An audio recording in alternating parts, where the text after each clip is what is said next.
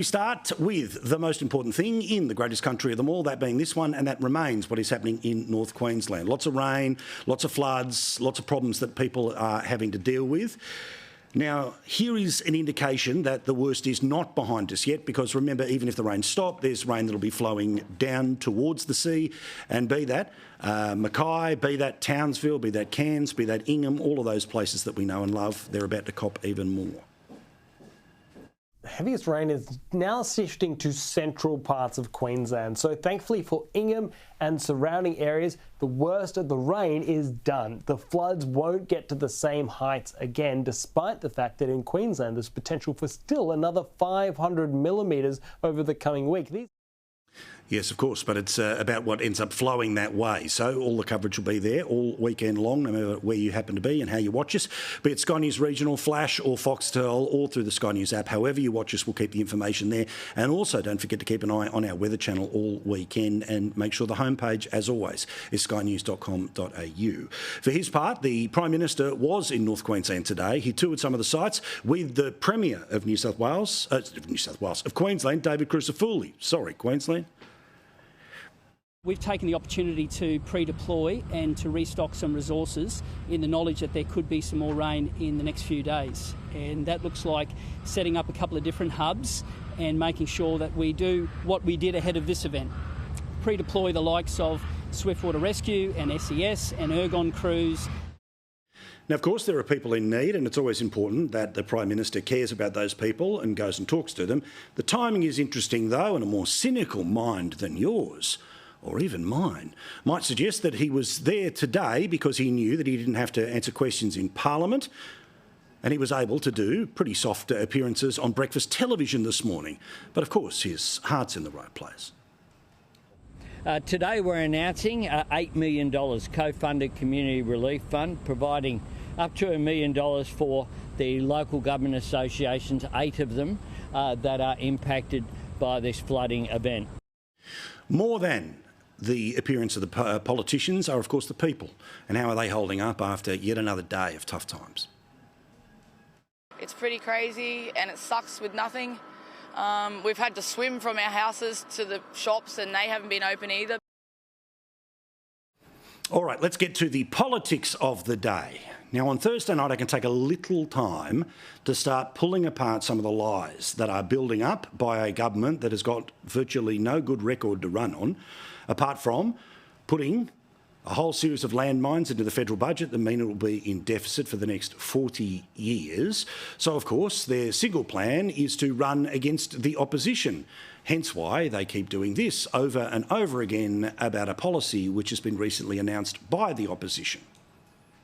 When they say they're putting their money where their mouth is, they mean a $10 billion plan for you to shout the boss's lunch. And that side of the House is focused on long lunches. This man favours long lunches over public hospitals. The only policy they have is free lunches. Serving bosses long lunches at taxpayer expense. They'll spend billions on free lunches for bosses. Always about lunch with these folks. A particular example of an MP who is twisting this as hard as they can is on the Chinese surveillance app TikTok, which last time I remember was banned by all official use in Parliament House. So presumably it's somebody with an outside Huawei phone. Long lunches paid for by the taxpayer for bosses. Are the libs for real? Like, what's next? Putting your feet up at your desk at work, smoking a cigar. You know what? Seriously, $1.6 billion of taxpayer dollars are going to go down the drain so Peter Dutton can help his business mates have a nice long lunch at the expense of workers. It's absolutely ridiculous. Oh, we had it all. Bosses, evil cigar smokers. Geez, I wonder why his efforts turned up in some of my social media feeds, not via TikTok, but when it was repeated on Instagram. All right, time to actually tell the truth about what the idea is that they are trying to make it seem like is just for the taxpayers of Australia to be subsidising the monocle-wearing, cigar-smoking, top-hat-owning evil bosses of Australia. Now, there is a rule in Australia when it comes to big business. Now, big business is defined in lots of different ways, but for the purpose of this conversation, it is any business that has a turnover of more than $10 million. Yeah, a bank, a mining company, a finance company, a media company. All of these things would be the example of said businesses. And there is a system that currently allows them to avoid fringe benefits tax when they are taking clients out to lunch. The Alternative Treasurer, Angus Taylor, explains. A large company can cater for a lunch with food and alcohol in its boardroom worth thousands of dollars and can claim that cost as a tax deduction. But of course, this is not extended to the world of small business. Small business, again, as defined in this policy, is a business with a turnover of less than $10 million. Now, that would be the extreme amount of small businesses in the country. So, let's actually have a look at the policy. Put simply, the policy is that if you have a ABN, you're a sole trader, or you're a small business of any kind, the same rules that apply to the absolute big end of town would apply to you. For small businesses with a turnover up to $10 million, we will offer for 2 years a tax deduction of up to $20,000 per financial year for business-related meal expenses at local cafes, pubs and restaurants. Wow, how shocking. Have you got your Rocky Patel B-52 ready? That's a cigar, of course, because that's the real big end of town. The idea that up to $20,000, if you take somebody out for a meal to say thank you for them using your small business or as a way of trying to get new clients for your business, that you would have the same tax-free status as the big corporations. That's it. That's what Labor is trying to pretend is taxpayer funds going to bosses while their workers aren't going out to lunch. Now, of course, the Labor Party, desperate to change the subject, with a very compliant media, have no interest in what the truth is. After all, these were the people who tried to pretend that the Liberal government of years ago was going to privatise Medicare. It doesn't matter what's true or not. It's just about what they can sell, how they can change the subject, how, just as they did in 2022, they can lie to people to get into power. We know they lied because your power bill is not going down by $275. That was promised by 2025. We know that their promise was that cost of living would be lower under a Labor government. Instead, pick your indices. All of it is up. And one of the reasons why the Labor Party is so able to tell this lie, so able to pretend what this policy is as opposed to what it actually is because virtually none of them have any experience in small business.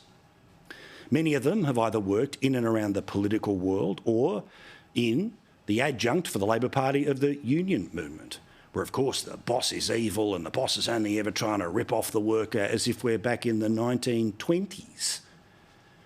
But the reality of Australia and its businesses is that the extreme majority of them are small. The extreme majority of them are the ones who would benefit from the policy. These are stats from the Australian Bureau of Statistics, you know, that far right-wing think tank.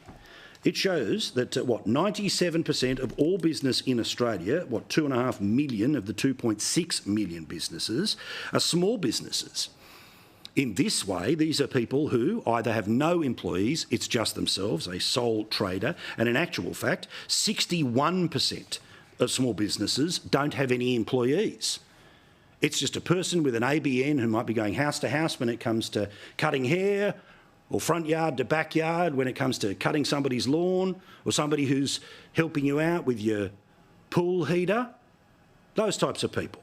You know, the big end of town who shouldn't dare be allowed to go to the pub and pay for a palmy with their business and not have to pay fringe benefit tax on top of it. Now again, the vast majority of Australian business are sole traders. And the Labor Party just does not understand this. They didn't understand it under Howard. They don't understand it today. That the people who are the workers of Australia are not just the ones who are wearing high-vis and part of union membership on building sites. They are not just people who work for the public service and are part of the union movement. They are people who have decided to go out on their own and try to shape their own financial future. These people are no burden on the Australian taxpayer.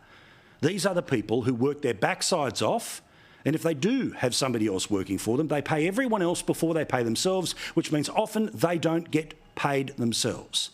These are the people who find it incredibly hard to get a loan, have had bugger all holidays, and are the people who, without them, our country would absolutely collapse. Believe me, if small business disappeared, you would notice it far more than if big government did.